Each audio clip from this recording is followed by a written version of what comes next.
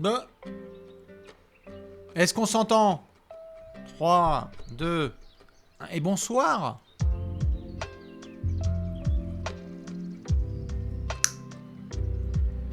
Ah, impeccable. Allez, on s'installe, tranquillou, pour ce petit aller café protocolaire. Ok. Bonsoir à toutes et à tous. Ah, le plaisir de vous retrouver en live. Allez, café. Qu'est-ce que c'est que cet horaire? 19h pour parler des Français en Summer League. Comment ça, qui que quoi, c'est quoi cette impro? Oui, petite improvisation. Ce soir, bonsoir Oniax, bonsoir à tous les copains et toutes les copines de la commu Trash Talk. J'espère que vous allez bien et que vous démarrez votre semaine comme il faut. Petit aller café spécial Summer League, car oui, nous avons des joueurs français qui jouent en ce moment et il était temps d'en parler un petit peu. Je vous laisse vous poser tranquillou en compagnie du Ventilo. Oui, je vais même pas te mytho, il est juste là. Voilà, petit Ventilo, il y en a un autre aussi qui est directionnel de l'autre côté pour passer un bon moment ensemble. Faites attention, en ce moment je sais que c'est un petit peu chaud partout en France. Voilà, on s'hydrate bien tous ensemble et ça passe notamment par des soirées de NBA avec de l'eau. C'est sympathique. Allez hop. Alors, je sais que vous êtes nombreux de partout. Il y a des gens qui sont au Ricard, formidable. Nous ne sommes pas responsables. Bonsoir de Dijon. Petit lundi au pied de la piscine. Ah bah oui. Il y en a qui sont en vacances, il y en a qui sont au taf. On est avec vous, quoi qu'il arrive, vous connaissez les classiques. Vous avez été nombreux à demander les retours des Allées Café. Si vous suivez l'actualité de Trash Talk, vous savez que peut-être, potentiellement, probablement, il y aura du changement en termes potentiels de décor. Et oui, mais tout ça, on vous donnera plus de détails une fois que j'en saurai davantage parce que c'est en cours. Et donc, les gens de Cherbourg, bonsoir, de Montréal, de Rennes, d'Avignon, de Bretagne, d'Auvergne, de Rouen de la Touraine. C'est le véritable Tour de France. Mais oui, Dijon, bonsoir de Bois, de Villeurbanne, de Valenciennes. On cuit à Sens, à Amiens, à Prague, à Varsovie. Les gens sont partout, c'est incroyable comme d'hab. J'adore qu'on puisse se rencontrer parfois IRL dans la rue ou dans les transports en commun. Et notamment la dédicace à un copain togolais que j'ai croisé dans le métro l'autre jour qui m'a dit « Gars, je viens du Togo, je regarde Allez Café tout le temps. » Ça fait plaisir, les gens sont partout, aux quatre coins de la planète. Voilà, Guadeloupe, Belgique, Paris, tu connais évidemment, de Miami, de Pau, de Barcelone. Vous faites extrêmement plaisir. J'espère que vous regardez la Summer League. Est-ce qu'il y en a qui regardent la Summer League? Ça a commencé depuis une grosse semaine maintenant, hein, depuis le 3 juillet, donc lundi dernier. Il y a eu déjà pas mal de petits matchs. On avait eu une première Summer League qui se situait un petit peu du côté de Sacramento. Ça s'est mélangé aussi avec du Salt Lake City. Le gros steak, la maxi, hein, on le sait, le maxi best-of, c'est du côté de Las Vegas. Ça a commencé le 7 juillet et il y a 3 jours, on a vu pas mal de petites rencontres. Et donc, il y a tout de suite des conclusions hâtives qui sortent. Et autant sur l'ensemble des joueurs, qu'ils soient français ou américains, il y a plein de choses à discuter. Vous avez été nombreux à me demander, sur Twitter notamment, qu'est-ce qu'on en pense de Jabari Smith. Les fans des Rockets, je le sais, s'ils sont dans le chat, ça gonfle un peu. J'ai l'impression que sur ce mois de juillet, les fans des Rockets, ça gonfle un peu plus le torse. Ça bombe un peu plus le torse, ça gonfle un peu plus les pecs. Hein, parce que Jabari Smith, c'est formidable ce qu'il est en train de nous apporter. On a d'autres garçons comme Jalen Duren aussi qui sont en train de faire des belles dingueries. Soit des anciens qui confirment en deuxième ou troisième année, soit des nouveaux qui font très forte sensation, Anthony Black et compagnie. Donc, j'avais la possibilité de pouvoir faire un point avec vous sur tous les joueurs, qu'ils soient français ou non français, mais je me suis dit quand même, nos Français ont du talent. Il y a du talent en France et donc c'est l'occasion pour nous de faire un petit point. Au bout de 2-3 matchs pour certains de Summer League, même 4 pour ceux qui ont démarré un petit peu tôt, je voulais à la fois faire un point parce que les gens ne peuvent pas forcément tout regarder et puis demander vos avis à vous, aussi ceux qui sont dans le chat, parce qu'il y a plein de gens qui ont vu, voilà, le premier match de Victor Wembanyama. Oh, on a eu plein de conclusions hâtives faites dans tous les sens. Est-ce qu'il va un jour être titulaire en NBA ? Je pense que ça s'est confirmé ce dimanche soir. On va y aller doucement. Mais en même temps, c'est le jeu, les conclusions hâtives. Hein. C'est pour ça d'ailleurs que les plus grands scoreurs de l'histoire de la Summer League, ce sont des joueurs comme Anthony Morrow, voilà, ou Furkan Korkmaz, ou Jerry Bayless, ou Anthony Randolph, un des futurs Hall of Famer comme on le sait. Et qu'à côté de ça, on a des joueurs qui ont fait n'importe quoi en Summer League et qui après sont devenus de multiples All-Stars. Donc, On va reparler du cas Victor Wembanyama. Avant ça, je vous rappelle que sur votre chaîne YouTube préférée, il y a eu une vidéo dont le but seul et unique, en plus de débattre, c'est de foutre le bordel dans la communauté. Le top 6 des meilleurs meneurs actuels en NBA. Ouais, vous sentez qu'on voulait foutre la merde quand même. Il y a eu un projet. Non, alors les gens qui viennent me choper par le col et qui me parlent de Shai Gilgeous-Alexander, c'est un arrière. Donc rendez-vous la semaine prochaine. Mais oui, nous avons discuté et débattu avec Alex pour parler des meilleurs meneurs de la NBA actuellement. Et donc ce sera votre petite série de l'été. On sera sur du poste par poste. Si vous êtes calme et sage, il y aura peut-être même les coachs. On a l'occasion un peu de faire des classements. Voilà, beaucoup de suspense sur le poste de pivot.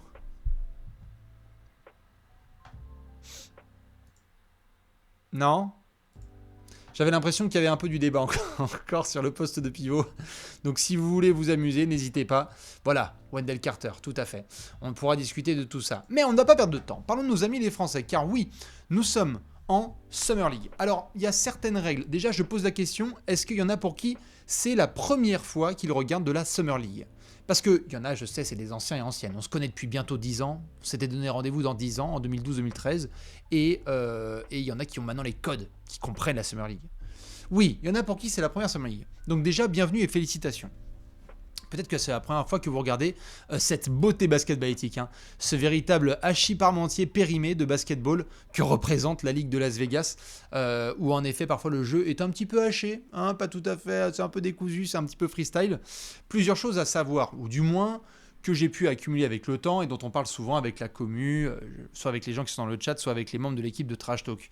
La Summer League, c'est assez freestyle, c'est assez open bar, il n'y a pas beaucoup de systèmes, ce sont des joueurs qui se rencontrent de manière assez fortuite comme ça, on va être ensemble pendant 2-3 semaines et puis après on va faire chacun son chemin. Et puis les intentions sont totalement différentes. Il y en a qui essayent de se faire un nom, il y en a qui essayent de rentrer dans des petits papiers, il y en a qui doivent garder leur place en NBA, il y en a qui doivent montrer pourquoi ils ont été draftés haut.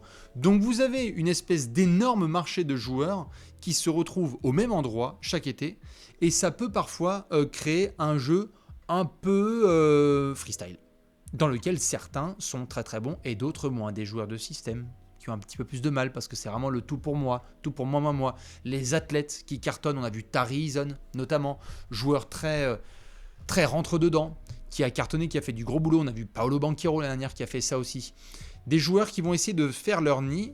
Et donc parfois c'est un petit peu difficile pour d'autres de s'exprimer parce qu'on va être plus sur des joueurs de système, des joueurs qui vont avoir besoin d'un rôle précis, 3&D dans le corner, défense, shoot à 3 points. Et puis pour ce genre de gars, la Summer League ça peut être un petit peu compliqué. Mais il y a plein de choses à retenir. Et donc on a des joueurs comme j'ai dit en deuxième année, prenez Jabari Smith par exemple, qui débarque et qui dit voilà comment ça va se passer. J'étais un petit peu plus timide sur la saison 1 avec les Rockets. Maintenant, j'ai taffé, regardez ce que ça donne. Et donc, ça nous donne des perspectives formidables à Houston. D'autres qui vont un peu plus décevoir. Ah merde, j'aurais aimé voir un peu plus de la part de James Wiseman, par exemple. Ou d'autres garçons. Ah, je suis pas sûr. Ah, il a pas trop déchiré, lui. J'aurais bien aimé en avoir davantage de la part de d'autres garçons qui sont dans des franchises. Maintenant, on va faire nos amis les Français. Car nous avons plein de tricolores. Et je vous propose de démarrer tout de suite les pieds dans le plat avec ces deux garçons. On va parler côté Spurs de Monsieur Victor Wembanyama et de Sidi Sissoko. Je vous ai fait un petit point tout à fait simple, notamment au niveau statistique, puisque les statistiques, vous pouvez les retrouver notamment sur le site de RealGM, tout simplement avec les stats de Summer League de nos amis Victor Wembanyama, Sidi Sissoko et compagnie. Si je prends les stats de Monsieur Victor Wembanyama, on les voit juste ici en 27 minutes de jeu, il y a une moyenne, on va revenir sur les matchs, une moyenne de 18 points, 10 rebonds et 4 contres, avec 41% de réussite au tir, 30% à 3 points et 70% au lancer. Pour Sidi Sissoko, pareil, si on regarde juste les stats, on a du 4,5 points, 4,5 rebonds, 2 passes, une interception, un demi-contre, beaucoup de fautes, parce qu'il défend très très dur, l'ami Sidi Sissoko. Mais donc, on va pouvoir justement revenir en détail sur le match de les deux premiers matchs de ces deux garçons. Parce que, commençons par Wemby. Et je trouve que c'est le sujet qui a le plus fait discuter, forcément, entre le Game 1 de Wemby et son Game 2. Là, je vous ai donné les moyennes. 18 points, patati patata. Mais on va pas se mentir, vous avez suivi l'actu, on est vraiment sur deux matchs avec deux visages très différents.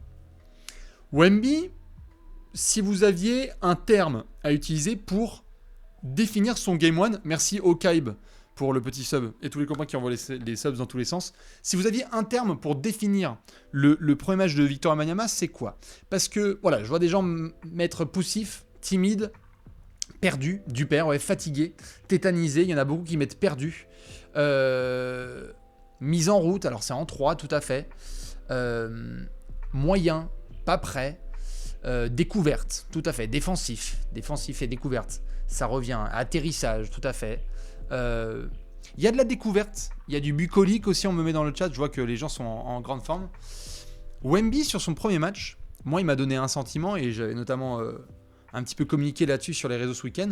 J'ai eu l'impression qu'il était, et il l'a dit lui-même, complètement du père. Il était perdu. Wemby, sur son premier match, quand on revoit contre Charlotte, donc quand on revoit les séquences, et c'est pas du tout pour l'excuser, mais quand on revoit les séquences, il se tape tellement d'aller-retour d'un panier à l'autre que la machine, elle est en train de fumer au bout de quelques minutes. Certes, il garde son allure, mais tu sens qu'il est cramax, il est cramé au possible. Et ce qui selon moi a eu lieu, c'est que premièrement, il a été, et il en a parlé, vachement impressionné par le rythme, c'est-à-dire que c'est un rythme de jeu rapide. C'est pas facile la Summer League pour les intérieurs, aussi. C'est plus une Summer League vraiment pour soit des 4 avec la balle en main, soit pour des 1. Mais pour des pivots, parfois, on va en reparler après, c'est un petit peu dur. Wemby, j'ai eu l'impression qu'il a essayé de forcer des décisions qu'il ne prendrait pas habituellement. Et donc, pour celles et ceux qui, comme moi, ont pu suivre Wemby toute la saison, notamment en France, eh ben, on le voyait prendre des décisions et faire des choix qui étaient un peu hors nature, hors zone. C'était pas très compréhensible. C'était des prises de position et des passes qui étaient un petit peu loufoques. Et donc, le terme perdu, moi, me semble assez clair. Hein. C'était vraiment ça. Donc, il y a eu tout un enchaînement de sorties médiatiques suite à ce match, parce que c'est un match, en effet, qui est à oublier, où il est à quoi 9 points, il est à quoi 2 sur 13 au tir, je crois. C'était ça, hein, les stats de Wemby, je crois, 2 sur 13 au tir, 9 points. Il y a 5 contre, quand même, parce que l'autre, il nous envoie du scotch dans tous les sens. Tout le monde a pris, Brandon Miller à 3 points, d'autres garçons sur pénétration. Je crois qu'il était à 2 sur 13 au tir, avec en effet 9 points. Il y avait 8 rebonds, tout à fait. Mais clairement en dessous des attentes.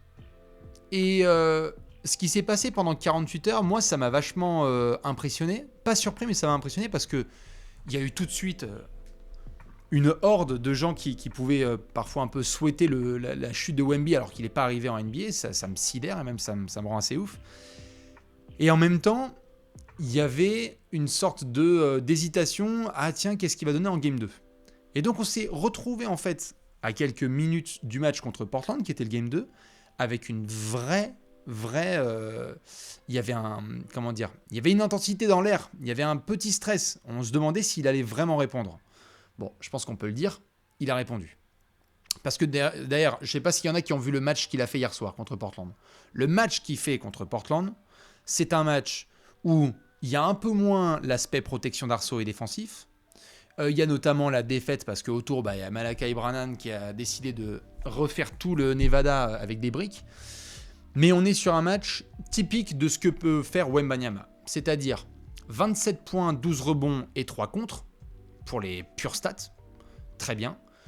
Du 2 sur 4 à 3 points, il y a eu du shoot, il y a eu du dunk, il y a eu du lancer provoqué, et encore au lancer, il a été un peu maladroit, 7 sur 12.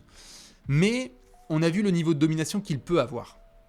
C'est-à-dire que si tu le laisses un petit peu trop à l'extérieur, il pull up et ça rentre. Si tu le laisses dans la raquette, il va te dunker dessus. Et donc, on a revu un Wemby agressif. On l'a vu notamment louper un flotteur et aller récupérer la balle de l'autre côté au rebond offensif pour remonter. Et donc, faire ça, j'ai trouvé ça vachement bien de la part de Wemby parce que ça a montré, une force de caractère de sa part. Et oui, tout à fait, dans le Money Time, il y a eu un gros step-up aussi de Wemby parce que Portland laissait le lead revenir. Et on a vu notamment les Spurs avec Wembanyama et Blake Wesley, qui a été très très bon, essayer d'entamer un comeback. Mais donc du coup, on sentait que Wemby avait à cœur de vouloir faire le taf. Et puis surtout, c'était son deuxième et seul match. Enfin, c'est-à-dire qu'il allait faire ce match et ensuite, c'était terminé. Wemby, il l'a dit là, il ne va pas rejouer en Summer League. On ne va pas revoir Wemby avant fin septembre, début octobre en pré-saison et officiellement en match à partir de fin octobre. Parce que là, pas l'équipe de France. Et les Spurs avaient annoncé qu'il allait jouer que 2 matchs en Summer League. Donc je trouve que sur Wemby, il y a eu un truc assez intéressant sur le deuxième match, qui est sa capacité d'adaptation face à la pression, face à la critique, et face à son niveau de responsabilité. Il avait parlé du fait notamment qu'il voulait le maillot numéro 1 que je vous remontre. Et d'ailleurs un énorme match de Devo, hein, juste à côté, là on le voit avec les tresses, le 54 qui a fait une dinguerie face aux Spurs et qui a permis à Portland de gagner entre autres. Pendant que Shaedon Sharpe n'y arrivait pas. Wemby a parlé du fait de vouloir être numéro 1 parce que c'était le rôle notamment qu'il veut. Et c'est la responsabilité qu'il veut. Et je trouve que ce qu'il a fait, notamment là contre Portland, c'était répondre aux attentes, tout simplement. Et c'était montrer que non, en fait, c'est bien lui le numéro 1 de la draft. Et qu'il y a des joueurs très talentueux autour, comme Scoot, comme Brandon Miller, comme d'autres garçons, comme les frères Thompson. Mais que lui, il va répondre au présent. Donc, plutôt rassuré. Le terme que vous aviez, vous, sur le deuxième match, ce serait quoi plutôt? Parce que sur le premier, vous avez été pas mal à dire perdu, intimidé, découverte. Il y a du dominateur, c'est vrai, mon cher Codes, salut. Prometteur. Fort, réponse, je suis d'accord. Clutch, ouais, comme on le disait, il a été très bon. Caractère, j'aime bien. Britney, ah, ça y est, il y en a qui veulent troller dans le chat. La poutrelle, très bien. Démonstration, rassurant. Rassurant, beaucoup de rassurant. Allez, je vais vous suivre sur le terme rassurant, c'était très bien. Dominant et rassurant. Du Wemby comme on aime. Donc, après, je vais pas faire une émission pendant 150 heures sur Victor Wembanyama. On savait qu'il allait avoir 2 matchs, et j'ai trouvé ça surtout assez fascinant de voir ce dont il a parlé après la rencontre. Je sais pas si vous avez vu les propos qui sont sortis, où il a dit que récemment, il était très frustré parce que le basket, la pratique du basket ne représentait que à peine 50% de son emploi du temps, parce qu'il y avait la draft, les médias, aller voir Nike, aller voir machin, conversation avec Kareem Abdul-Jabbar, patati patata. Et de le voir soulagé et se dire yes, je vais pouvoir quitter les caméras, quitter toute cette folie médiatique, me concentrer sur les Spurs. Il a parlé notamment du fait de vouloir parler avec le staff des Spurs pour savoir quand seraient ses vacances, quel rythme de travail il va avoir, quels vont être les aspects de travail privilégiés sur les prochaines semaines. Il y avait une forme de soulagement pour lui. Et je suis assez content pour Victor, pour Wemby, parce que ce que ce gars a... Comment dire? Ce que Wemby a vécu là en un an, médiatiquement depuis septembre, et surtout depuis un mois, je pense qu'il y a... C'est pas qu'on prend déjà pour acquis la façon dont il gère ces choses, mais putain... Le mec, il dit exactement ce qu'il faut, il n'y a pas de problème, il accepte les critiques, il dit moi je veux que Coach Pop, il me coach à fond. J'étais perdu, il l'a dit lui-même dès le premier match, et il a répondu derrière. Moi je trouve que la façon dont il gère, face à toutes ces critiques, c'est assez fort, et donc il y a une forme de soulagement que je peux comprendre pour Wembanyama. On va lui souhaiter de bonnes vacances bien méritées, et du gros boulot pour se muscler notamment aussi, hein, parce qu'on le sait qu'il ne va pas être plus gros Wemby, hein. On va pas en faire un Giannis, mais plutôt comme KD, long mais plus fort. Parce que là, il s'est fait malmener un peu au poste, on l'avait déjà vu en France. Il s'est fait malmener aussi pour arracher des ballons. Donc il y a des axes de jeu qui vont être importants. Et je trouve que voilà, comme vous le dites dans le chat, il a la tête sur les épaules et ça fait plaisir à voir. Donc Wemby, merci pour les travaux. Premier match qui était un petit peu un teaser de le genre de choses qu'il ne faut pas dire à Wemby pour qu'ensuite il nous fasse un Game 2 de folie furieuse. Je vous propose de basculer sur Monsieur Sidy Cissoko, qui est juste ici et qu'on a vu du côté aussi de San Antonio. Je ne sais pas si vous avez vu notamment certaines de ses performances. Très très gros taf défensif de Sidy Cissoko qui a abordé dès le début de la Summer League, en fait même il y a une semaine, lorsque les Spurs jouaient déjà mais Wemby n'était pas là, il y a eu un très très gros travail de Sidy Cissoko en défense, notamment sur Monsieur Brandon Miller dès son premier match, mais sur d'autres garçons aussi. C'est clair, il se bat, on l'avait vu en G-League avec le G-League Ignite la saison dernière. Ce n'est pas offensivement qu'on va... Merci Hilaran pour le petit sub. Ce n'est pas offensivement qu'on attend le plus Sidy Cissoko. Le voir dès le début de la Summer League dire je veux montrer que c'est la défense qui m'intéresse de manière prioritaire et je vais faire le nécessaire, je trouve ça vachement bien. Et donc, il a suivi les paroles avec des actes.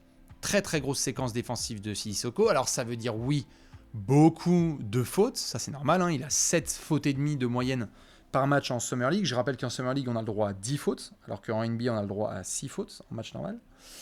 Et donc, il les a utilisées pleinement. Mais ça lui permet d'avoir un jeu intense, physique, rentre dedans, Il y a moyen qu'il se fasse une petite place à long terme, mais en attaque, c'est vraiment, ça fluctue, quoi. Par exemple, hier soir, contre Portland, si je dis pas de bêtises, il est à 2 sur 2 à 3 points. Donc à ce moment-là, c'est formidable. Et puis il y a d'autres fois où en fait, c'est trop compliqué de le voir avec la balle en main pendant plusieurs secondes. Donc il y a des vrais axes de progression. Mais il y a des garçons qui ont fait des longues carrières en étant avant tout forts en défense et après essayer d'apporter en attaque. Et vu l'athlète que c'est, je pense que Sidi va avoir du beau shine du côté de San Antonio. En plus, il s'est déjà mis les fans dans la poche en parlant un peu espagnol, puisque je rappelle qu'on est quand même en bordure du Mexique et que des gars comme Manu Ginobili sont des héros absolus là-bas. Donc vraiment assez... je sais pas ce que vous en avez pensé de Sissoko. Je vais voir niveau contrat ce que ça donne. Très très bonne question. Tiens, je vais voir si Sissoko il a signé un two-way. C'est un contrat garanti, je crois. J'ai l'impression que ce que je vois, c'était contrat garanti pour Monsieur Sissoko. Attendez, laissez-moi juste confirmer. Apparemment, en tout cas, le projet Spurs... Ouais, c'est ça, 30 juin 2000... Je crois que 30 juin 2023. Ouais. Je crois qu'apparemment, il va signer un contrat garanti. Hein. Ouais, un an garanti, c'est ça. Merci le chat. Ouais. Donc, plutôt cool. Après, on va voir comment il se développe, mais ça peut être très intéressant pour Sidi de montrer ce jeu hyper physique. Je vous conseille de regarder. Il y a tout ça, évidemment, en replay, soit sur la NBA League Pass, soit diffusé sur Bein, soit aussi sur YouTube. Il y a des petits highlights sur Sissoko, mais c'est pas mal. Donc, obligé de commencer par la connexion Spurs avec Monsieur Victor Wembanyama, Sissoko. Ils sont là, ils sont bien, ils sont beaux. Est-ce que vous connaissez ce garçon ?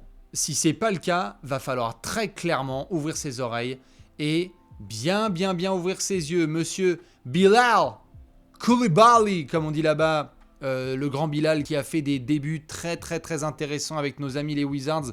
Obligé d'en parler, pareil, je vous remontre d'abord quelques chiffres. Il a joué 2 matchs, notre ami Bilal Coulibaly. Où est-ce qu'il est ? Il est juste ici. 30 minutes de jeu avec 10 points par match. Il y a un peu plus de 4 rebonds. Il y a du contre. Bilal a fait 2 contres, d'accord ? Je ne peux pas vous montrer les images. Bilal, il a fait 2 contres en Summer League. Donc il n'en a pas 40. Hein. Il a lâché un contre hier soir d'une violence inouïe que j'ai balancé sur Twitter. Et au premier match, il avait renvoyé le lay-up de je ne sais qui, ça doit être Andrew Nembhard, qu'il a envoyé, mais pareil, contre le plexi. Bref, en défense, il n'y a pas de problème. 30 minutes de jeu, 10 points. Alors oui, 0% à 3 points. Il en a pris 5, il en a rentré aucun. 33% en lancé, c'est un peu compliqué pour Bilal. Mais toujours de la transition, du bon boulot. Et donc, il y a eu deux formats différents. Il y a eu 2 formats différents parce que on a vu d'abord un Game 1 contre Indiana où il y a eu des flashs intéressants. Le contre en contre-attaque. Des petites pénétrations pour aller vers le panier. Et moi, j'ai adoré son Game 2 contre Boston. C'était hier soir, je ne sais pas si certains l'ont vu. Bonsoir à ceux qui nous rejoignent. On parle de Monsieur Bilal Coulibaly. Dans l'agressivité, c'était super.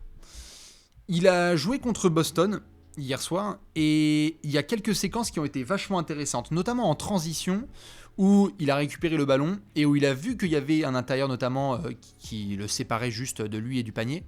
Et au lieu de s'arrêter et de ralentir, il a foncé, tête baissée, provocation du contact, j'ai pas peur, N1 et il finit au sol. Il a continué à agresser, il partait, il sprintait sur les rebonds pour partir en contre-attaque et avoir des paniers faciles. L'athlète est indéniable. L'athlète Bilal, franchement, s'il regarde cette émission ou ce replay, Bilal régalade. Et un peu de trash talking parce que sur le contre qu'il a lâché hier sur un pauvre, je sais plus, je crois c'est Scrubs, côté Boston, qui a pris cette méchante crêpe là. Il a pris une grosse tarte dans la gueule. Et en effet, en fin de match, certains l'ont noté, il est clutch. Bilal, il rentre le petit shoot qui met le couvercle sur la victoire des Wizards. Je répète, sur une victoire des Wizards. Il faut bien l'enregistrer parce qu'il n'y en aura pas 1500 sur les prochains mois.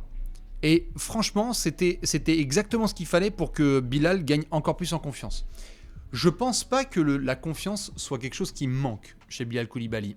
Si vous l'avez vu là, la fin de saison dernière, ou même quand moi j'avais été le voir face à Bronny James et toute la clique californienne en août dernier, je pense pas que Bilal ait peur de qui que ce soit. Franchement, je pense qu'il débarque et il dit moi je m'en fous qui t'es, LeBron machin truc, je te rentre dans la gueule, y a pas de problème. Et ça c'est vachement bien en termes d'attitude. Ça s'est vu là contre Indiana et contre Boston pour commencer. Mais c'est quand même important d'avoir des performances qui sont bonnes parce que ça rajoute par rapport à cette confiance. Ça donne à Bilal aussi le sentiment qu'il belong un petit peu, qu'il peut avoir sa place du côté de Washington. Et puis, il y a des attentes, mine de rien. C'est un sacré haut choix de draft. Donc, les axes de progression, ils sont assez clairs. Je ne pense pas que c'est demain qu'on aura un ball handler option numéro 1 à Washington en Bilal Coulibaly. Il a bossé beaucoup sur son handle, il essaye d'être dans le playmaking, il essaye de créer pour lui, ou parfois pour les autres. Et en ce sens, il va y avoir du travail. Du travail pour être encore plus à l'aise quand il est balle en main. Parce que pour le moment, l'aisance n'est pas aussi développée que ce qu'il aimerait avoir ou ce que les Wizards aimeraient avoir. Donc ça, c'est clairement un axe de progression. Par rapport à son poste, je pense qu'on est clairement sur un 2-3, parce que quand on le voit sur le terrain tout de suite, Bilal, tu sens que c'est un gars qui peut être sur les postes externes, pas un, vraiment 2-3.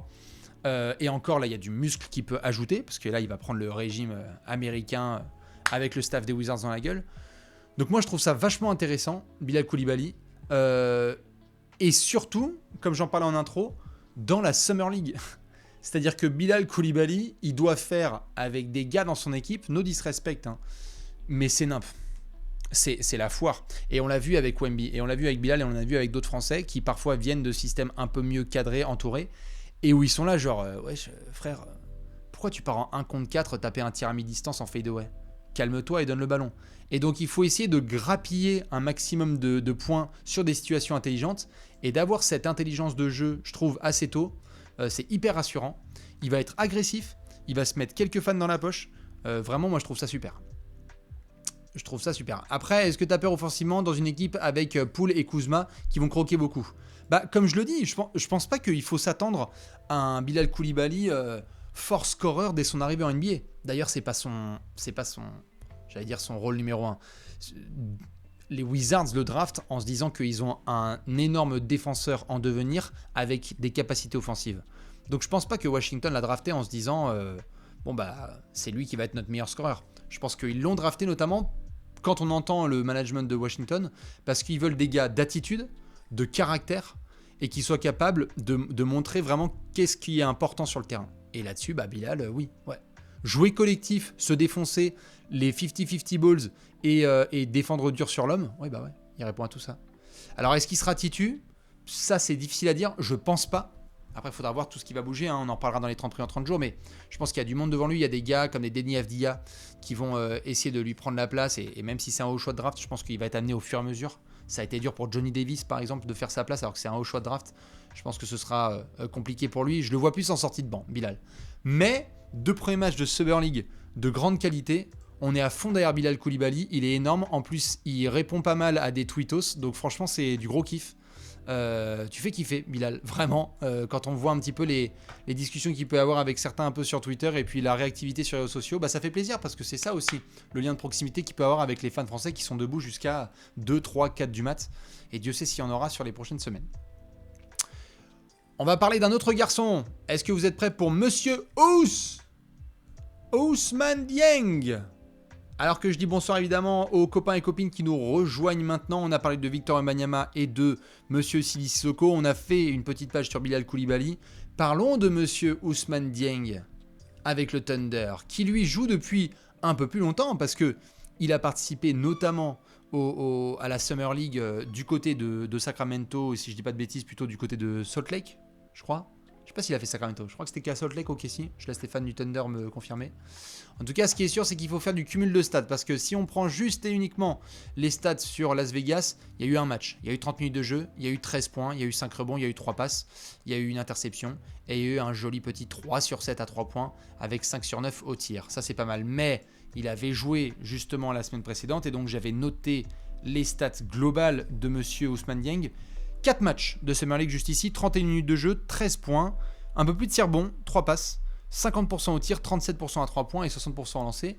Oui, il y a des choses hyper intéressantes avec Ousmane Dieng, notamment physiquement. Je pense que certains l'ont remarqué. Il est plus grand, non ? Il a grandi, Ousmane ? Il a grandi, Ousmane, ou c'est moi ? J'ai l'impression qu'il continue à prendre des centimètres. Certains disent qu'il a pris encore 3, 4, 5... Ouais, c'est ça, c'est le lait américain, exactement. Certains disent qu'il a pris 3, 4, 5 cm. Ça peut être vraiment énorme. Le shoot est toujours aussi fluide. Ça part très très vite. Moi, j'ai trouvé ça vachement bien en termes de confiance, ce qu'il a pu dégainer. Il y a eu un peu tout type de match. Il y a eu du premier match où il a vendangé à mort. Il y a eu du ballon perdu. Il y a eu de la maladresse. Il y a eu aussi un match à 22 points où c'était mieux. Je pense que avec Ousmane, il y a la possibilité vraiment que du côté d'OKC, il devienne un knockdown shooter et que ce soit un gars qui soit très bien dans les systèmes en sortie de banc pour aller sanctionner corner ou à 3 points ou en transition parce qu'offensivement, il a tous ces skills-là. Faudra voir les progrès défensifs. Faudra voir les progrès aussi autre chose que sur le shoot exter. Mais il y a un potentiel. Il y a un potentiel avec Ousmane. Et OKC a investi quand même. Hein. Je veux dire, c'est un top 11 de draft, je crois, Ousmane Dieng, ou 12 l'année dernière. Donc, je pense pas qu'ils vont s'en séparer de sitôt. Si c'est le cas, il y aura une place à se faire. Mais OKC, il y aura de la concu. Sur un poste un petit peu 4, parce que ça va être un forward, hein, 4/3, mais surtout un 4. C'est pas non plus comme si c'était blindé. Hein. À OKC, il y a un peu de place au poste vraiment de forward qui est capable d'espacer le terrain. Parce que c'est ça qui est intéressant avec son profil, c'est que on va avoir des Jalen Williams, des Shai Gilgeous-Alexander, des Josh Giddey, des garçons qui ont besoin de pénétrer. Et pour pénétrer, il faut que des joueurs attirent sur l'extérieur. Donc des Luguentz-Dort qui sanctionnent. Donc aussi des Ousmane Dieng. Donc on va voir Davis Bertans. On va voir en effet qui a été récupéré le soir de la draft. Ça peut être de la concurrence pour Ousmane Dieng si Davis Bertans est conservé. Ça, c'est un peu moins sûr. On va suivre dans les prochaines semaines ce que ça donne. Mais en tout cas, Ousmane assez rassurant sur la Summer League. Puisqu'il est en effet à 13 points de moyenne et qu'il n'hésite pas, hein, vraiment. Vous pouvez aller foncer sur YouTube, taper Ousmane Dieng et vous allez voir notamment des highlights de ses matchs de Summer League jusqu'ici. C'est bien, vraiment. Et la vitesse à laquelle il dégaine, moi je suis impressionné, hein, vraiment. Il avait déjà une assez belle gestuelle, mais là j'ai l'impression t'as à peine le temps de monter dessus, ça part quoi. Et quand ça fait filoche, c'est assez chouette. Donc, petit dédicace pour monsieur Ousmane Dieng. On va voir ce que ça peut donner sur les prochaines rencontres. Évidemment avec son développement avec le Thunder. Il y a un copain qui a été drafté cette année. On va continuer un petit peu le tour des Français, puisque après je pourrai répondre à 2-3 questions. Monsieur Ryan Rupert, qui a été drafté par les Blazers, qu'on a vu très rapidement avec le maillot de Portland. Alors, timide, l'ami Ryan, pas non plus le plus explosif des scoreurs, mais les Ricains ont bien remarqué la longueur de bras. Il y a eu 2 matchs avec 25 minutes, un peu plus de jeu. Il y a 3 petits points de moyenne avec un petit rebond et une passe et une interception. Voilà. Ryan Rupert, c'est très clairement... Ryan, exactement. Ryan, c'est clairement en défense qu'il va devoir faire son trou. Hein, un petit peu comme Frank Ntilikina avait pu faire son trou en attendant de voir si Frank va rester en NBA ou retourner en Europe. Enfin, d'ailleurs, on attend plus, d'ailleurs, je pense, un retour en Europe, hein, si je dis pas de conneries. Pour Frank. Je vous laisse me confirmer dans le chat, mais bon. À Portland, ce qui est sûr, c'est qu'il a été sélectionné au second tour et qu'il y a déjà les commentateurs qui disent « Waouh, la longueur de bras de Ryan Rupert, ça peut être pas mal. » Qu'offensivement, on va pas être sur du shoot et de la grosse technique. Il a un bon handle, donc il va pouvoir parfois aller vers le panier et donc bien protéger son ballon. Mais on va attendre. On va attendre et donner du temps à Ryan Rupert. Soit Portland va être dans cette transition, comme on a vu, vis-à-vis de Damian Lillard, et donc peut-être qu'il aura du temps de jeu, soit on le retrouvera en G-League, puisque Portland, si je dis pas de bêtises, a eu une équipe de G-League là, qui a été annoncée il y a quelques semaines. Donc voilà, c'est un projet pour Ryan Rupert, mais j'ai du mal à croire qu'il soit forcément dans la rotation de Billups à la reprise, et encore moins avec l'équipe A. Enfin, je crois que ça va être un peu compliqué. Hein. Je sais pas ce que vous en pensez de Ryan Rupert. Un peu tôt, non? G-League la saison prochaine? G-League pour Ryan Rupert? On va suivre là, les prochains matchs à Vegas, mais j'ai l'impression que ça va être plutôt de G-League. Ouais, ça va jouer en G-League, je pense aussi. Ouais. Il peut cartonner en G-League, bien sûr. Et il faudra cartonner en G-League pour monsieur Ryan Rupert. Ouais, on est d'accord. En tous les cas, à Portland, il y a des espaces à prendre parce que bientôt, ce ne sera plus l'équipe de Dame Dahl. Ce sera celle de Scoot et de Shannon Sharpe, entre autres. Un garçon dont j'ai bien envie de parler parce que il en a fait du déménagement dans les raquettes, monsieur Ismaël Kamagaté, qui était avec les Nuggets sur ce début de Summer League. Alors là, attention, comme je le répète souvent, ne pas regarder que les stats. 20 minutes de jeu pour Ismaël, il est titulaire, si je dis pas de conneries, avec les Nuggets. Il y a eu 2 matchs joués, il y a 4,5 points, 4,5 rebonds, il y a 2 passes, il y a un peu moins de 2 contres, il n'y a pas beaucoup de fautes, très peu de ballons perdus, il y a 67% au tir, il y a quelques lancers rentrés. Ismaël Kamagaté, j'ai kiffé. Vraiment, vraiment, je ne sais pas si certains ont vu les matchs de Denver, parce qu'il y avait surtout Peyton Watson qui faisait des dingueries avec les Nuggets, mais vraiment j'ai aimé parce que Kamagaté, il s'est tapé 2 matchs, et le premier, il devait se prendre Monsieur Taco Fall dans la gueule. Et il fallait pousser et pousser. Il faut péter les fondations de votre maison et tenir un mur pendant 40 minutes. Voilà, c'est ça tenir Taco Fall. Et il a vachement bien fait son taf. Et comme je le disais sur Twitter, il me rappelle parfois certains éléments de Kevin Looney, qui n'est pas un joueur vraiment à grosse stats et à un impact de MVP, mais qui est typiquement le genre de joueur que tu as envie d'avoir dans ton équipe. Qui va boxer. Il y a même Kabengele, je crois, qui a voulu se prendre la tête avec Kamagaté parce qu'il le bumpait bien comme il faut. Je crois que c'était contre les Hawks hier soir. Très fan de ce que Ismaël peut apporter. Il sera où il sera en Europe. J'ai vu certains copains m'en parler. Il sera en Italie la saison prochaine. Il sera où, à Milan? Kamagaté. J'ai pas mes feuilles fiches sous les yeux, mais je crois que Ismaël, il est attendu en Europe. Je vous laisse me confirmer. Milan. Milan, c'est ça. En Italie, tout à fait, à Milan. Suetore Messina, parfait. Et ben on va voir justement, mais plutôt satisfait de son rôle. C'est typiquement le genre de joueur qu'on pourrait voir dans les petits papiers de franchise NBA et sans avoir à crever le plafond, et ben pourrait faire une longue carrière. Parce que quand vous voyez Ismaël sur le parquet, salut mon cher Simon qui nous rejoint. Quand on voit Ismaël Kamagaté sur le parquet, c'est bizarre. Mais généralement, il se passe des très bonnes choses pour les Nuggets. C'est-à-dire que les intérieurs vont se faire boxer. Il ne va pas y avoir de seconde chance donnée parce qu'il va nettoyer dans le coin. En attaque, soit il va prendre un shoot timide, mais en fait, ça sera dans le flow de l'attaque. Soit ça va être sur un rebond. Il va faire des bonnes passes, il va poser des écrans en titane. J'adore l'état d'esprit et l'approche de Ismaël Kamagaté. Vraiment. Donc parfois, ça ne sert à rien de faire des grosses stats quand tu peux être un super joueur. Donc à suivre de très près du côté de Milan dans quelques semaines, après l'avoir vu en effet avec Paris ces derniers mois. J'enchaîne, puisqu'on parlait d'Ismaël Kamagaté. On a eu, petite photo de Monsieur Casalon du côté Malcolm, du côté de Détroit. Bon, Détroit, c'est un peu compliqué. Hein. Je vous montre juste les stats. Il y a Jalen Duren, en effet, qui a fait le boulot, hein, puisqu'il est à 20 points et 9 rebonds de moyenne. Mais, et puis, Jan Ivey a lu les critiques, il s'est bien réveillé aussi. Mais juste pour Malcolm Casalon, il y a eu 2 matchs avec 15 minutes de moyenne. Il a mis 4 points. Il a surtout dégainé à 3 points, puisqu'il a pris 11 tirs à 3 points en 2 matchs. C'est pas trop rentré. Il est en sortie de banc, hein, du côté de Détroit. Bon, de toute façon, en Détroit, tout le monde est en sortie de banc. On est en reconstruction, les copains. Mais bon, Casalon, voilà. Je pense que tant qu'il reste pas timide et qu'il continue à dégainer, si ça rentre, c'est très bien. C'est l'objectif. Hein. C'est que la papate, elle fasse ficelle. On va voir. Détroit, ils ont encore quelques rencontres à jouer, donc peut-être qu'il aura des minutes de jeu. Mais je crois qu'il est sur un two-way, non je crois, notre ami Casalon.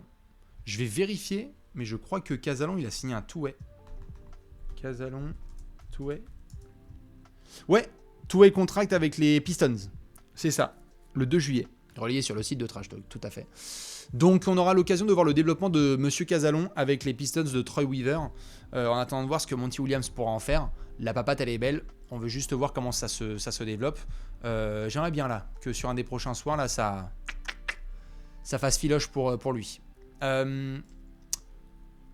Autre coup de cœur, je vous parlais de Ismaël Kamagaté et il y en a un autre. Oh là là là, qu'est-ce qu'il a déménagé sur son petit match de Summer League. Monsieur Moussa Diabaté. On l'avait vu avec les Clippers un petit peu, on avait vu le potentiel de l'athlétique, on savait de quoi ce garçon était capable. Et ben il nous a fait un premier match, les copains. Alors les stats parlent d'elles-mêmes, gentiment, hein, Monsieur Moussa Diabaté. 24 minutes de jeu, 11 points, 12 rebonds, 2 contres, une passe, une interception, 50% au tir. Les lancers, c'est pas trop ça. Mais alors, Moussa, j'ai adoré. Une activité, mon pote, dès le début du match, c'était vachement bien. Alors, plutôt un profil fait pour la Summer League par rapport à... Je venais de parler de Ismaël Kamagaté. Kamagaté, plutôt un joueur de l'ombre qui fait pas non plus des actions hyper athlétiques, mais qui va boxer et faire le travail pour le collectif. Moussa, on était plus vraiment sur un joueur qui montait à l'arceau, dunkait, contrait, prenait du gros rebond.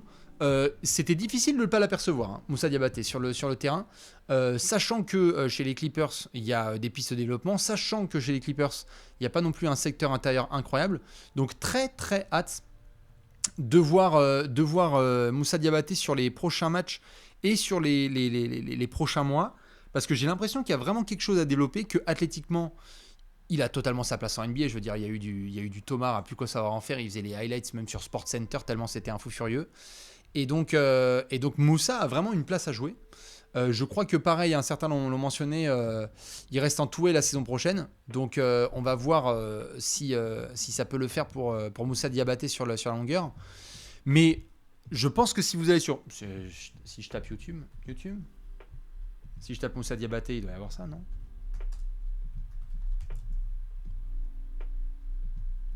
Ouais. Face à Utah, il y a quelqu'un qui a mis, il y a une vidéo de 140 vues sur YouTube. Si vous voulez revoir les highlights de Moussa Diabaté, il y en a. C'est vraiment de la bonne cam. On aime bien le travail que fait Moussa sur les parquets. Donc très très solide. Hâte de voir la suite pour Moussa Diabaté. Et donc lui aussi en two-way, on espère un Frenchie qui pourrait faire la différence sur les prochains mois du côté de Los Angeles. Et sinon, il devra se développer ailleurs. Mais freak absolu. En parlant de freak, là, j'ai fait la plupart des joueurs français. Maintenant, je finis avec ceux qui ont soit pas joué, soit joué quelques micro-minutes. Et du coup, c'est compliqué. Yves Ponce est avec les Hawks. On l'avait évidemment observé cette année en France. On l'avait vu par le passé avec les Grizzlies. On l'avait vu en NCAA ici avec le maillot de Tennessee. Voilà, Yves Ponce, il a pris un petit deal de Summer League avec les Hawks. Il a joué au premier match et il a eu des fins d'horloge. Enfin, vraiment, le truc, c'est compliqué. Et c'est pas que c'est compliqué en soi le basket du tout pour Yves Ponce, parce que Dieu sait si c'est un monstre athlétique et défensif qui peut contribuer dans tous les sens. On l'avait vu contre Victor Wembanyama l'année dernière, il peut vraiment contribuer en NBA. Le truc c'est que là, la Summer League, il a eu des possessions de fin d'horloge de 24 où on lui demande de shooter à 3 points, il reste une seconde sur l'horloge, il est obligé d'envoyer de la saucisse, donc il est à 0% au shoot, c'est normal. Compliqué pour Yves Ponce, mais en même temps c'était un espoir de se faire un nom potentiellement avec les Hawks, et je crois pas que Yves Ponce va être attendu en NBA la saison prochaine. Je ne pense pas. Je pense qu'on le retrouvera plutôt du côté de chez nous et qu'il pourra faire quelques chouettes bêtises, si je dis pas de bêtises. C'est impitoyable la Summer League pour ça. Ben ouais, je suis bien d'accord. La Summer League c'est un peu impitoyable, mais il faut vite prendre sa place dans un wagon, comme Mohamed Gay du côté d'Atlanta par exemple, qui lui a très bien compris le type de jeu que c'était et qui s'est fait plaisir. Deux autres garçons qui, si je dis pas de bêtises, ont été en soi dans des rosters de Summer League mais n'ont toujours pas joué. Hugo Besson, qui est avec les Bucks, mais je crois qu'il a 0 minutes. Et on a Joël Ayayi avec les Grizzlies. Je crois, je vous laisse me confirmer, mais je crois que j'avais Joël Ayayi qui était noté. Et monsieur Hugo Besson, voilà, tout à fait. Avec les Bucks et avec les Grizzlies, 0 minutes de jeu. Donc pour le moment, on n'a même pas pu voir les voir s'exprimer, pardon. Donc un peu compliqué. En tout cas, au global, ça fait plaisir d'avoir donc une dizaine de joueurs français qui sont en Summer League et qui essayent de contribuer. Le show ultime, c'était Wemby, parce que tout le monde l'attendait. Enfin, c'était complètement fou. Même nous, on le prend pour acquis. Il y avait, c'était sold out. Le Thomas & Mack Center de Las Vegas. Les gens étaient debout. C'était nimp. Et de le voir lui faire le boulot et de voir Ousmane avec quelques progrès et de voir Ismaël et Moussa aussi un petit peu sortir leur épingle du jeu et même Sidi un petit peu montrer sa défense. J'ai trouvé ça vachement bien. On a aussi évidemment des copains belges, je crois, Toumani Camara, si je dis pas de conneries. Mais voilà un petit peu ce que ça donne. Je vais prendre quelques questions spéciales Summer League parce que moi je vais continuer à regarder les matchs. Ce soir, je serai sur Twitter à envoyer des conneries. Demain aussi, les jours suivants, ça va être un petit peu le classique de l'été. Parce que moi, j'adore, c'est un truc de geek absolu, la Summer League. On est là à se dire, t'as vu l'attitude, il a bossé sa main gauche, Edgy Griffin. Donc c'était pas mal. Et donc je vais répondre un peu à 2-3 personnes. Un avis sur Chet Holmgren, qui a pris quelques kilos, qui était déjà très bon en Summer League la saison dernière. Bon, on l'attend. On l'attend dans la course au rookie de l'année, on l'attend en NBA, on l'attend... Moi, je l'attends fort, Chet Holmgren. Il va arriver à OKC, on en parlera dans les 30 prévus en 30 jours, avec un statut vraiment de pivot titulaire, avec la capacité à stretch à 3 points, avec évidemment du contre, de la grosse protection d'arceau. C'est un kamikaze, j'adore. Je pense qu'il va faire partie des meilleurs contreurs de NBA dès sa saison rookie. Mais offensivement, je vais mettre des interrogations. Et c'est pas des interrogations sur Chet Holmgren, mais c'est des interrogations sur le fait que le mec va débarquer dans un endroit où il y a Shai Gilgeous-Alexander, Josh Giddey, Jalen Williams, patati patata. Et franchement, pour avoir des munitions, c'est chaud. Il va en avoir, hein. Mais je crois pas que ça va être un mec à 25 points de moyenne direct, quoi. Je pense que ça va être surtout un gars très très fort défensivement et qui peut stretch. Un avis sur Leonard Miller, formidable du côté de Minnesota, j'en ai parlé notamment sur Twitter, polyvalence, passage en force. Pour moi, tu crées des passages en force, tu provoques des passages en force en Summer League, t'as ta place toute l'année dans mon cœur. J'adore, profil typique 3-4 qui peut vraiment bien se développer, bon défensif, bon pour l'équipe, qui va se battre au rebond, qui va scorer sur des petites choses, mais tu sens le couteau suisse. Et ça peut leur faire du bien, ils ont perdu Taurean Prince, qui est parti du côté des Lakers. Et j'aimerais bien voir ce que Léo Miller va donner du côté de Minnesota, parce que c'est une très bonne pioche. C'est un des premiers tweets que j'ai balancé lorsque j'ai envoyé mes notes. Un avis sur Jabari Smith.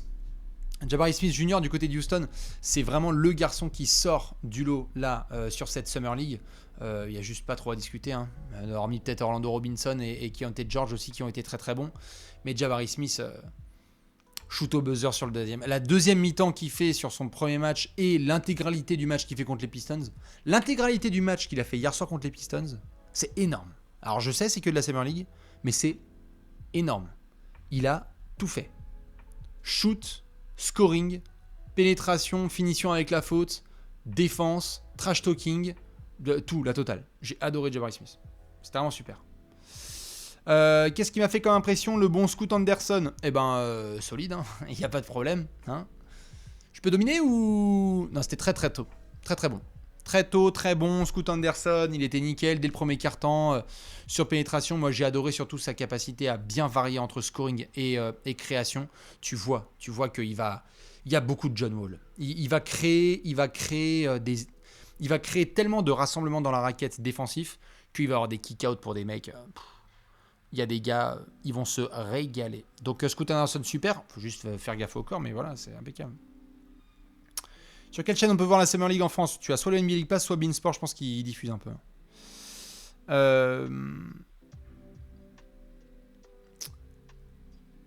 Qu'est-ce que je peux voir d'autre? Un avis sur Jet Howard. J'ai parlé un peu de Jet Howard et de Anthony Black côté Orlando, qui ont fait le boulot. Joueur hyper intelligent.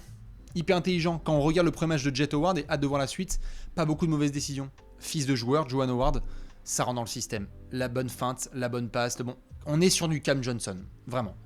Joueur qui peut... Je crois pas que ça va devenir une superstar, vraiment pas. Mais le lieutenant qu'il faut. Bonne dimension, pur shoot. Pas encore de quoi poser des dribbles à foison, mais il y a trop de QI. Donc pas beaucoup d'erreurs. Et c'est pareil pour Anthony Black. Tu sens que le gars, il va rien forcer, qu'il va laisser le jeu venir à lui et que ça va être très très bon. Un avis sur Jordan Walsh. Bah, du côté de Boston, Jordan Walsh, moi j'avais bien aimé, j'en avais parlé en tant que sleeper du second tour, lorsqu'on avait parlé de certains coups de cœur, parce que c'est un gars un peu zarbe, mais qui est excellent défensivement, qui a des intangibles de fou. Il a un nez pour le basket qui est complètement fou. C'est un athlète hyper bizarre, longiligne, qui va pouvoir être sur plusieurs postes, qui a une bonne lecture du jeu, donc qui fait des passes aussi assez stylées. On va attendre que le shoot se développe parce que c'est clairement pas son registre. Même les finitions avec du contact à l'arceau sont pas zinzin. Mais moi j'aime bien. Il faisait partie des gars sur mon radar, Jordan Walsh. Donc moi j'ai très hâte de voir ce qu'il peut donner. Et puis surtout pour Boston, Tom Heinsohn n'est plus là, mais s'il était encore là, c'est un gars qui va mettre sa tête sur le premier ballon perdu et qui va rentrer un peu dans... C'est pas du tout le même poste, mais dans une identité à la Marcus Smart qui n'est plus là. D'ailleurs horrible hein, les images de Marcus Smart avec les Grizzlies. Moi j'ai trop du mal. Trop du mal. Brandon Miller, qu'est-ce qu'on en pense? Bah, il a l'attitude, c'est-à-dire qu'il a pas peur. Il va shooter, il va scorer comme il peut. Mais pareil, on va lui donner du temps. Faut se rappeler que ces gars ont quand même 19 piges. Hein. Alors oui, c'est un deuxième choix de draft. Il va y avoir des comparaisons avec d'autres garçons pris en dessous. Mais on va voir. Là, Brandon Miller, je pense qu'il va être bien dans des formats rapide et système. LaMelo Ball avec lui en transition, ça va être nickel. Une équipe qui va savoir le mettre en avant et dans des bons spots, ça va être nickel. Là, la Summer League, il essaie un petit peu de s'en sortir, mais tu sens que c'est plus un gars fait pour un collectif qu'un gars qui va prendre la balle et essayer d'improviser totalement. On en pense quoi des Money Bates? Avec les Cavs, Money Bates et Sharif Cooper, c'est formidable, mais offensivement, le problème c'est qu'il y a deux côtés du terrain au basketball et pour eux deux, c'est chaud. Quel avenir selon toi pour Bénédicte Mathurin? Il a rien à foutre en Summer League parce qu'il est trop fort. Donc on va voir, on va surtout attendre la suite de Jarras Walker parce qu'il y a de la grosse match-up là à venir sur les prochaines heures. Vraiment, j'aime beaucoup Jarras Walker et Bénédicte Mathurin aussi et Andrew Nembhard. Mais Andrew Nembhard et Bénédicte Mathurin, dès la première mi-temps de leur premier match de Summer League, on a fait ok, vous avez rien à foutre ici. Ils sont trop forts. Il y a des gars comme ça, ils débarquent et tu sens qu'ils sont trop forts pour ce niveau de jeu. Ça y est, c'est terminé. Donc il faut qu'il se barre de là, franchement. Est-ce que tu penses à des absents qui devraient jouer la Summer League? Ça dépend comment on voit la chose. Moi, par exemple, je sais que ça fait long, mais j'aurais bien aimé revoir Killian Hayes en Summer League, par exemple. Puisqu'il n'y a pas de... Enfin, je veux dire, il y a possibilité de faire vraiment des progrès en NBA et de consolider sa place. J'aurais bien aimé. Lui ou d'autres, mais surtout lui. J'aurais bien aimé. Après, non, j'ai pas besoin des Jalen Green et des Kate Cunningham et tout ça, ça va. C'est pas là. Ismaël Kamagaté, tu penses qu'il peut se faire une place dans l'effectif des Nuggets? Non, je pense que là, d'abord, il va devoir faire une place dans l'effectif de Milan, musclé, faire un nom en Europe et ensuite, peut-être qu'il débarquera en NBA. Mais très hâte de le suivre où qu'il joue au basket. Parce que vraiment, c'est un gars de devoir comme j'adore. Donc, je pense que ça va être compliqué à Denver. Keontae George, super du côté de Utah. J'ai eu un peu de tristesse de ne pas avoir Taylor Hendricks. Mais tout ce qui était Xavier Moon, je crois, Keontae George et Ochai Agbaji du côté de Utah, c'est super, vraiment, dans l'attitude, dans l'approche. De toute façon, il y a un pôle là pris par Will Hardy du côté de Utah en termes de développement. Il y a vraiment des joueurs de ouf. Ils ont failli prendre Paul Reed, mais les Sixers ont matché. Ils ont John Collins, ils ont Walker Kessler, ils ont Lauri Markkanen. Ils ont vraiment des gars très très cool du côté de Utah. Et il faudra juste voir comment développer ça. Mais vu qu'il n'y a pas non plus une opposition de fou à la main, il y a peut-être moyen que Keontae se fasse une place beaucoup plus vite que prévu.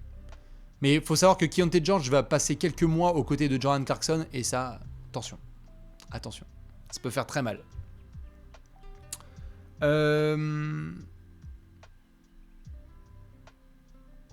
Un avis sur Castleton et Max Christie. Oui, mes amis les Lakers. Un avis aussi sur Jalen Hood-Schifino, évidemment. Alors, Max Christie fait évidemment le buzz du côté de Los Angeles parce que tu sens tout ce qu'il est capable de faire offensivement, longiligne. J'avais débattu avec certains, peut-être sur Twitter, qui l'ont vu, de cette incapacité des Lakers à garder des joueurs plus de 4 ans. Le dernier joueur qui est resté plus de 4 ans drafté et qui est resté plus de 4 ans chez les Lakers, c'est Andrew Bynum. Depuis Julius Randle, 4 ans out. Alex Caruso, 4 ans out. Tous les garçons comme ça, out. Kuzma, out. Et donc, Jordan Farmar, out. Donc, moi, j'aime beaucoup Max Christie. Mais c'est marrant, quand je l'ai vu progresser et quand je l'ai vu être bon, je me suis dit, voilà une excellente pièce de futur transfert pour Rob Pelinka. C'est con, hein, moi, je l'aime beaucoup, mais je pense que l'idée, c'est peut-être de voir cette saison ce qu'il peut donner. Et si tu te ramènes sur le marché avec un joueur pépite un peu comme ça, là, tu auras un peu plus de flexibilité sur le marché des transferts. Pas étonné en tout cas s'il est utilisé comme ça, Max Christie, pour le plus grand désarroi des fans des Lakers. Par contre, Castleton, c'est super, mais difficile de voir autre chose qu'un role player en NBA. Et puis Jalen Hood-Schifino, qui a trouvé ses marques un petit peu sur la deuxième partie de son dernier match. J'ai bien aimé, vraiment, il est solide, meneur backup. Il y a des interrogations sur comment ça va se passer la saison prochaine à Los Angeles. Est-ce que tu gardes pendant longtemps D'Angelo Russell? Est-ce qu'il est titu en sortie de banc? Et donc, si tu as un meneur plutôt posé, mi-distance, défensif, peut-être qu'il peut grappiller un petit peu du temps de jeu, pardon. T'en penses quoi de Jaime Jaquez et de Nikola Jovic? Tout va bien du côté de Miami, hein. De toute façon, et même Orlando Robinson et toute la clique. C'est pas Miami qui va me... Avec Caron Butler au coach, hein, je crois. Hein. Je crois que c'est Caron Butler qui est assistant coach à Miami et qui gère l'équipe de Summer League. Jaquez, on va l'appeler Jaquez. Aimé Jacquet, il est très très bon Aimé Jacquet, je l'aime bien, il y a du hustle, il y a de l'expérience. De toute façon, il est plus âgé que la plupart. Hein. Il a un gros cursus à UCLA, si je dis pas de bêtises. Donc il va rentrer tout de suite en NBA. La question, c'est de savoir s'il est à Portland ou s'il est à Miami ou ailleurs. Parce qu'il sera peut-être dans des discussions de transfert avec Damian Lillard et compagnie. Mais bon. On va voir. Un avis sur Mohamed Gueye à Atlanta. Momo Gueye, freak absolu. Il y a de tout. Il y a du shoot à 3 points. Il y a du gros compte dans ta gueule. Il y a du rebond. Il y a du coast-to-coast, du dribble. J'adore. Freak athlétique. Faut monter dans le train. C'est maintenant que ça se passe. Donc Mohamed Gueye, on va suivre ça de très très près. Kobe Buffkin. Aussi évidemment les progrès d'Edgy Griffin. Tout ça c'est super du côté d'Atlanta. Mais vraiment Mo Gueye là c'est chaud. Il y a vraiment un potentiel de malade. Donc on va voir. Je pense pas que soudainement le mec va arriver, il va dire excusez-moi je suis le 4 titulaire. Mais sur un malentendu, ça peut être un peu une pépite. Et vu que c'est la première année de véritable draft du management Kyle Korver et Landry Fields, ça peut peut-être faire la diff. Les frères Thompson, moi j'aime beaucoup. Notamment parce qu'il y avait eu des critiques sur leur incapacité à shooter, patati patata. Oui, c'est vrai. Les frères Thompson, Amen et Ossar, il y aura des réactions parfois reloues du côté de Houston ou de Détroit sur leur incapacité à rentrer des tirs de manière régulière. Mais le reste, les intangibles, je veux dire, on comprend les comparaisons entre du Ossar, Thompson et du André Iguodala par exemple. Winning plays, rebond, créer des secondes chances, défensif, hit call au short, excellente vision du jeu, donne les kick-out dans les corners, athlète de fou malade, Amen Thompson. Tu prends tout ça et en pénétration, il y a des finishes ambidextres. J'ai vu des finishes de Amen Thompson de malade mental. Donc j'adore, vraiment. Ah, salut depuis le Sénégal. Mais oui, mes frérots et mes sœurs du Sénégal, pour Mohamed Gueye, on lui souhaite le maximum. Ça va être trop bien. Mais vraiment, à Atlanta, il y a peut-être un dispositif où ils vont bien le développer. Donc c'est trop trop cool. Mais oui, pour Amen Thompson, il y a des critiques, c'est normal. Là, il est blessé. Pour Ossar Thompson, il y a des critiques, c'est normal. Mais juste prenez les intangibles. Ils sont malins, ils sont rapides d'esprit, ils sont rapides tout court. Ils vont se faire une place en NBA. Après, est-ce que ça va être des futurs superstars? On va voir. Mais quand tu peux rebond, passe, défendre, finir de manière acrobatique et qu'il faut plus que développer le shoot, ok. Demandez à Kawhi, Paul George et Jimmy Butler comment ils sont arrivés en NBA niveau shoot. Attention, hein, ça se développe ce genre de choses. Ça se développe. Et si ça se développe très bien, bah, tu peux devenir une superstar. Voilà. Bon, Cam Whitmore, évidemment, c'est du scoring à ne plus quoi savoir en foutre. Donc, lui, il se régale. De toute façon, il n'y a que un bouton sur la manette. Hein, c'est tiré. Il n'y a que des carrés, le mec, sur la manette. Donc, voilà. On va le laisser faire son boulot. Mais c'est aussi pour ça qu'il a chuté. C'est que Cam Whitmore, tu vas l'avoir en sortie de banc et il va mettre du point. Il peut scorer très, très fort tout de suite en NBA. Et il y aura des tomards, des top 10 dans tous les sens la saison prochaine. Mais je crois pas que ça va être le mec à qui tu vas donner la balle pour distribuer ou pour essayer de mener la reconstruction des Rockets. Je ne pense pas. Je pense que Jalen Green et Jabari Smith, entre autres, et Alperen Sengun font partie des plus gros projets, avec Amen Thompson notamment. Allez, pour finir, je prends encore 2 questions. Marjon Beauchamp, j'ai bien aimé la deuxième mi-temps avec Milwaukee et aussi Nicolo Magnon qui était là du côté des Bucks. Donc Marjon Beauchamp a développé.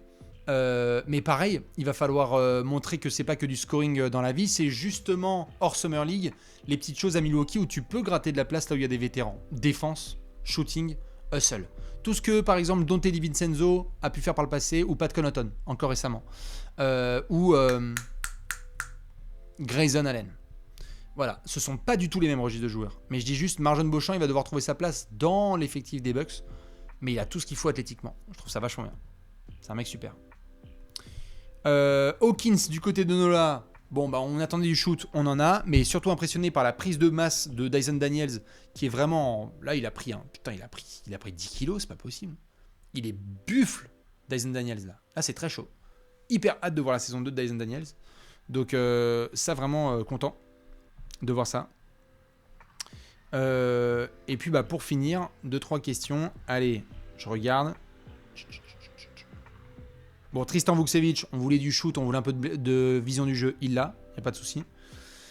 Après on verra ce que ça va donner dans le marasme de nos amis les Wizards. Mais bon. Allez, je prends encore une ou deux questions et après je vous laisse. Bon, Caleb Houston, ça c'est du shoot extérieur, y a pas de problème, il avait déjà cartonné sur la Summer League, donc tout. Lively et Jalen Hardy du côté de Dallas. Lively, on va demander confirmation, mais il y a de l'activité et surtout Jalen Hardy. Bah, je crois qu'il faut qu'on se prépare tous pour l'année de Jalen Hardy là en sortie de banc. Ils vont encore nous faire le coup, hein, Dallas. Hein. Ils avaient pris Jalen Brunson en late pick. Ils vont nous refaire la même avec Jalen Hardy. Alors, je pense pas que ça va devenir un All-Star d'ici demain matin, mais putain, là, moi, il m'a impressionné, hein, Jalen Hardy. Super. Vraiment, il y a du scoring et il a le désir de faire du playmaking là sur la Summer League. C'est des excellents signes pour la saison 2, derrière Kyrie Irving et Luka Doncic. Donc, très très bien. Et puis, en effet, Olivier Maxence Prosper aussi qui va essayer d'apporter. Donc, je trouve ça super. C'est pas surprenant vu que cette fin de saison qu'il a fait, mais il y en a qui font des grosses fins de saison et qui ne confirment pas derrière. Ça arrive. Et il y a des gens qui sont très très forts en Summer League et qui ne confirment pas derrière aussi. Sur ce, mesdames et messieurs, ce qui va se passer, c'est que déjà je vais vous dire merci à vous toutes et tous qui étaient là ce soir. Vous étiez encore nombreux et tous ceux qui ont envoyé des subs, ça fait toujours plaisir. Je rappelle aussi que nous avons donc d'autres matchs de Summer League qui vont tomber dans les prochains soirs. On va regarder tout ça. Je vous mets juste un petit lien si vous êtes encore présent pendant quelques minutes. Vous voulez me rendre un service notamment, ou alors ceux qui sont en direct, ou ceux qui sont en replay sur YouTube. Je vous mets juste un lien dans le cadre de la TTFL. On a envoyé un petit sondage notamment, où on aimerait justement améliorer la TTFL, la Trash Talk Fantasy League. Si vous avez quelques minutes pour le remplir, ça nous ferait plaisir. Ça coûte rien. Il n'y a pas de truc de derrière on va prendre vos données dans tous les sens. C'est tout simplement pour avoir l'avis de la commu et comprendre comment améliorer à fond les ballons, le jeu. On a tout un tas de projets prévus, dont notamment bien booster la TTFL. Voilà, je vous mets ça. Sur ce, je vais vous faire plein de gros bisous, c'est fait. Merci à ceux qui l'ont fait. Sur ce, on se retrouve ce soir. Je regarde, attendez, je mets juste le programme. Qu'est-ce qu'on a ce soir en programme? En match de Summer League? Ah bah attendez, je vais aller sur le site de Trash Talk. On a dû balancer le programme il y a quelques minutes, je crois, si la rédaction avait fait le nécessaire, puisque ce sont des légendes absolues. Et voyons voir, si je vais, preview de la nuit, est magnifique, tout est bien fait, regardez ça, preview de la nuit. Magic et Pacers se croisent. On va avoir à minuit un petit Grizzlies Cavs, ouh, pas mal ça. Suns Heat à minuit 30, Sixers Mavs, Pacers Magic, un petit Wolves Jazz et Kings Clippers. On regardera, mais c'est vrai qu'on va pouvoir se faire plaisir avec Anthony Black et Jet Howard. Face à Jarras Walker, ce sera à 2h30 du matin. Et puis si vous voulez les Grizzlies et les Cavs, avec la jeunesse de demain, n'hésitez pas. Je vous fais plein de bisous. On se retrouve très vite dans d'autres émissions. Et très bonne semaine à toutes et à tous. Vive la Summer League. Bravo les Français. À la prochaine. Ciao.